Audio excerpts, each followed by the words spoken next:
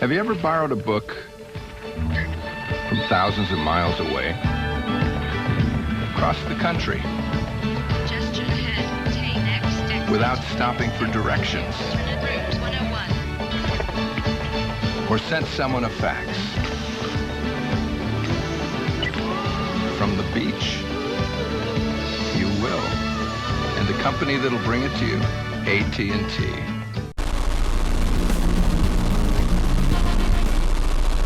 A lot of this new free time will be spent at home, and this console controls a full array of equipment to inform, instruct, and entertain the family of the future.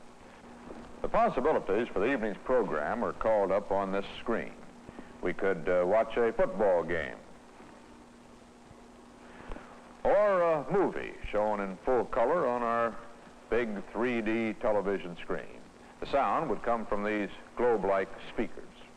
Or with a push of a button, we could momentarily escape from our 21st century lives and fill the room with stereophonic music from another age.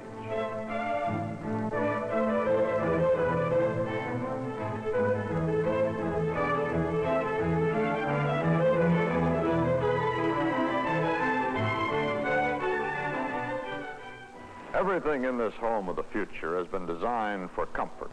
Today's air conditioners, for instance, are only the beginning. The home of the 21st century might have a completely controlled environment. For example, those wall panels can change themselves to darken a room or let in more light. They're controlled by this switchboard.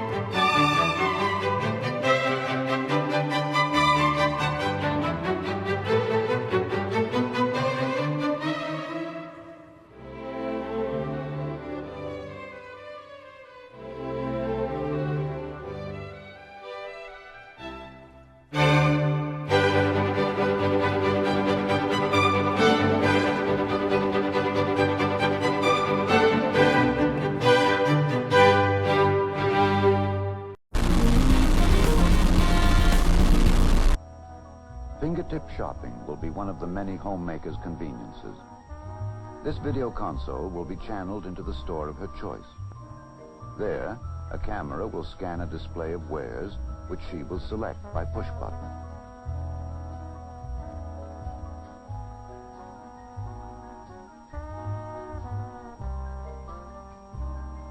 Another part of this console is a household monitor screen, which maintains a watch on critical areas in the house, swimming pool, or yard.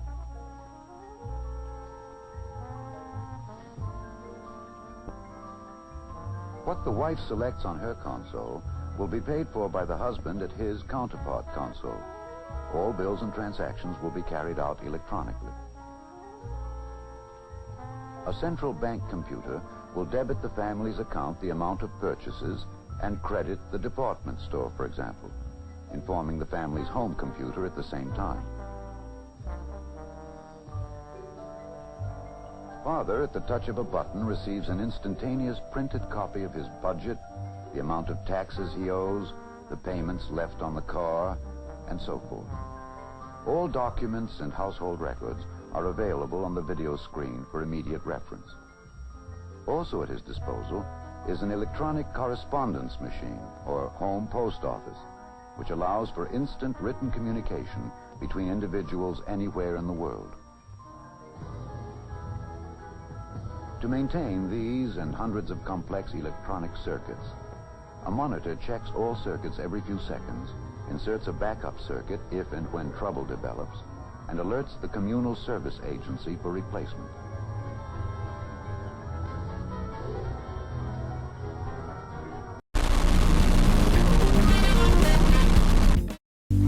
Hey, why should I be on the internet? Why? Well, by the time we're in college, the internet will be our telephone, Television. shopping center, and workplace. And it's already got more stuff in it than you could possibly imagine. In less than an hour, you can Visit the planet Jupiter, take a tour of the Sistine Chapel, do research on the rainforest, get soccer scores for a team in Italy, Chat with a friend in Australia. and I even found a recipe for cat food cupcakes. It is as much a part of the future as we are. Shouldn't everybody be on the internet? Yes!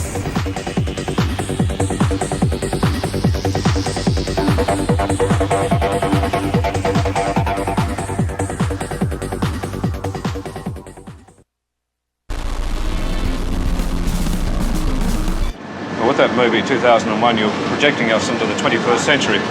I brought along my son Jonathan, who in the year 2001 will be the same age as I am now. Maybe he will be better adjusted to this kind of world that you're trying to portray. The big difference when he grows up, in fact, if we wanted to wait for the year 2001, is that he will have in his own house, not a computer as big as this, but at least a console through which he can talk to his friendly local computer and get all the information he needs for his everyday life, like his bank statements, his theater reservations, all the information you need in the course of living in a complex modern society. This will be in a compact form in his own house. He'll have a television screen like these here and a keyboard, and he'll talk to the computer, get information from it, and he'll take it as much for granted as we take the telephone.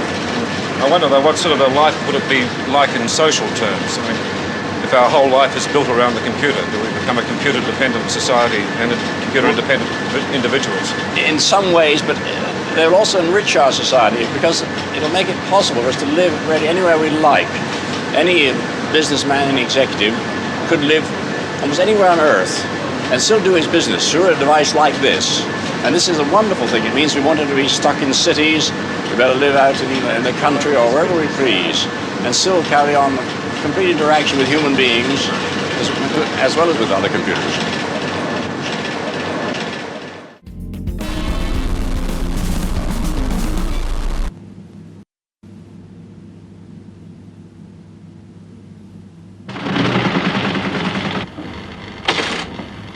Early morning, semi-detached, Highgate, London.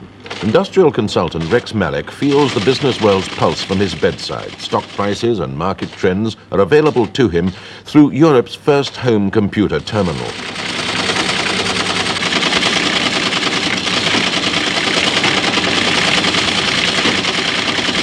This terminal is linked to a giant brain 10 miles away in the heart of London. It's one of two Malek has installed for experimental purposes, because he wants to know if they can run his life and his home for him. They're simple to operate, and experts predict that in 20 years' time, all new houses will be built with special computer points, and that terminals will be cheaper to rent than today's telephones.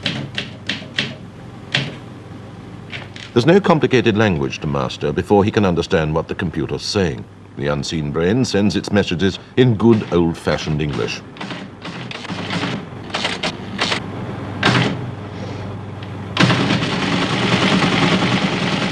Every day the computer sends Rex Malek a daily reminder of where he should be, for he's stored his day-to-day diary with the brain. The computer can handle a year's shopping list for the home, final demands, and the exact state of Malek's bank balance. It could become a sort of robot housekeeper crossed with a private secretary. But so far, the Malik family isn't quite sure exactly how best to use it. But there's one member of the household who has no doubt of the advantages a computer in the home offers. He's Nicholas Malik, aged 4. Every afternoon, he spends time on the terminal. Mr. Malik says that it's helped Nicholas to read and count. Within 3 days of starting, Nicholas was able to send simple requests to the computer and read the answers as they came back. P. Now where's the E? You had it just now. That's it. Okay, now put in 4. Okay, now type me in a 4 again. Give me a 4. 4. Push that down. Push the plus. Okay. Type me in 4 more. That's him. That one? Yep, push that one. Let's see if you've done it right. Press my return button. That one? No, that button. You know the return That button. one? Yes. To add it What all is- up. That's the adding up button. It's an expensive way to do sums, at least £30 per week a terminal. But Rex Malik sees a future world where children could be virtually educated by computer, where every home will have its own terminal plugged into a central brain. And from the brain will come not only school lessons.